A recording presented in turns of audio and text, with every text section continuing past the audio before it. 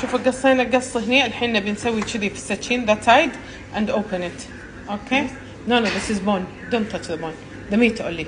Yes, open it like. open. أبي الفخذ مفتوح. ليش؟ أكبر مساحة من التتبيلة تتغلغل داخل، فيصير كذي. فتشنا الفخذ الحين. لما كان كله عدل مسكر تتبيله ما تحوش كل مكان، فهذا الشيء اللي ما كنت احبه. داخل يصير اللي بالنص داخل ما في تتبيله، كنا لحم بدون بهار، فما كان يونس. لكن لما اسوي كذي التتبيله تحوش كل مكان. اول شيء بحط زيت.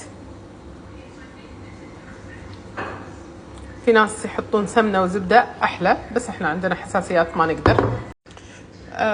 الحين بحط لكم الوصفة. وهذا باربيكيو. أوبس، لازم أقرأ في النحذة يقدر. 1 tablespoon barbecue sauce. I see this there. I didn't write it. No problem. So الحين احنا حطينا قفشة صغيرة فلفل أسود، وقفشة صغيرة بابريكا، ثوم بودر قفشة صغيرة، قفشة صغيرة بصل بودر.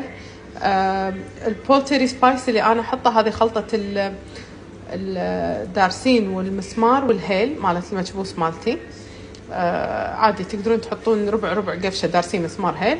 بهار حلو نص قفشه، ملح قفشه ونص صغار، شكر اسمر قفشه كبيره، زعتر ناشف نص قفشه، اوريجانو نص قفشه، وقفشه كبيره صلصه الباربيكيو او اي صلصه تحبونها، مع نص كوب زيت. الحين هذا كله بخلطه زين وبنفرك فيه شو اسمه زدت الزيت.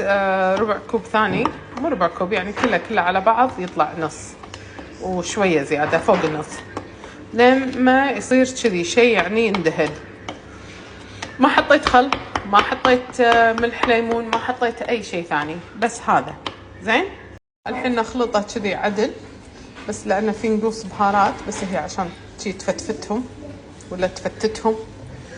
وبعدين تفركه كله عدل من الصوبين. You will rub it very good, ها both sides. وصفة حق الأمهات اللي يشتغلون وايد سهلة. تقطينها بالفرن وتروحين، بس طبعا ما تقطينها بالفرن وماكو أحد في البيت، فرضا صار لك ظرف صار لك شيء ما تقدرين ترجعين بحزتك إلا في أحد يطفي الفرن. فحرص إنه دائما يكون في أحد، ما يصير نشب الفرن ونطلع يعني خطر.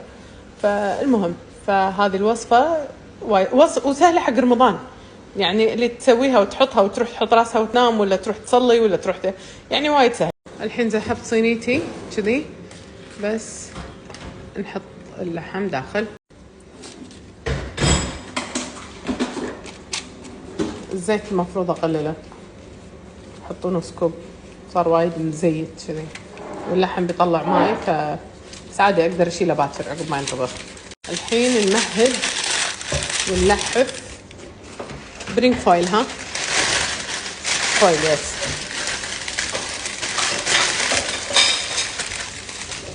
عقب ما حطيت له الورق اللي شو اسمه، احط له القصير السكر عدل واخليه لباكر. ما حطيت لا بطاط لا بصل ولا شيء ثاني. كذي خلصنا. السلام عليكم، صبحكم الله بالخير. هذا من الصبح بالفرن، صار له الحين تقريبا 5 ساعات، وبعد نكمل.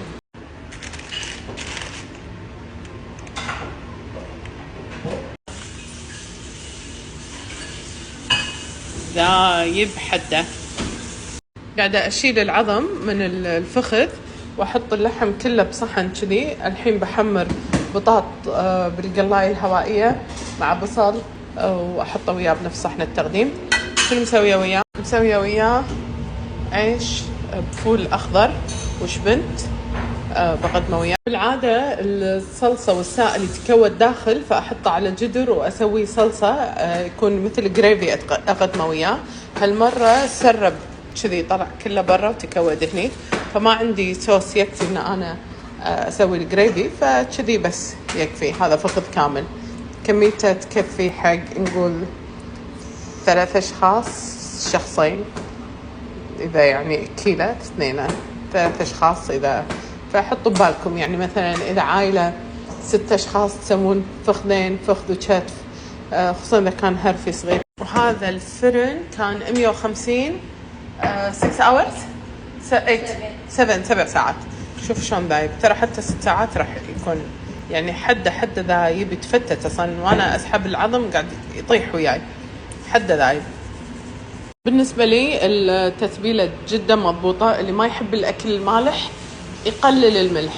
يعني انا راح احط لكم الوصفه في الانستغرام، وراح اكتب بالنوت ان انا حطيت تقريبا، يعني انا حطيت قفشه ونص صغيره ملح. اللي ما يحب الاكل المالح يحط قفشه بس، او 3/4 القفشه الصغيره. الفول الاخضر هذا مثلج، احطه بماي واشيل القشر اللي فوقه، واحمسه مع بصل وشبنت ولا نقطه بهار، ولومي اسود وبس. وبعدين تحت قاعته اكو بيديان وبطاط وبصل مشوي كله مع شويه كركم، وكتيت فوق العيش. وهذا كذي خلاص. تقدرون طبعا تحطوا له باربيكيو صوص اذا تبون. انا خليته كذي ناشف، حطيت حواليه